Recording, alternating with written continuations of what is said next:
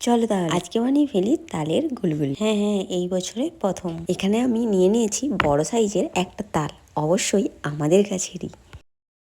দেন আমরা তালটা ছুঁড়ে পাকি বের করে নিয়েছি, আর এখানে চালটাও ভেজে রেখেছিলাম সেই সকালবেলাতে। তো চলো এবার মিক্সিতে দিয়ে আমি চালটা গুঁড়ো করে ফেলি।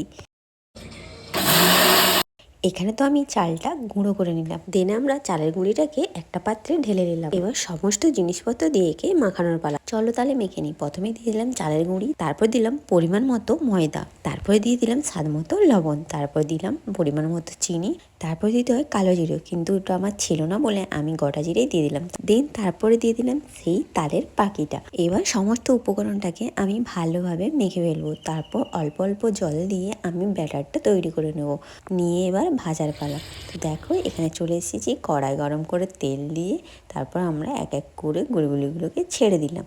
দিন গুলগুলিগুলোকে লাল করে এপাশ ওপাশ করে উল্টে দিয়ে ভেজে নিয়ে তুলে নিলেই রেডি আমাদের আজকের তালের এবছরের প্রথম গুলগুলি। কাদের বাড়িতে বানানো হয়েছে অবশ্যই কমেন্ট করে জানিও। আর এখন পর্যন্ত যাদের বাড়িতে বানানো হয়নি ঝটপট বানিয়ে এলো এবছরের তালের গুলগুলি। আমার তো খেতে খুব ভালো লাগে, তোমাদের কেমন লাগে জানিও কিন্তু।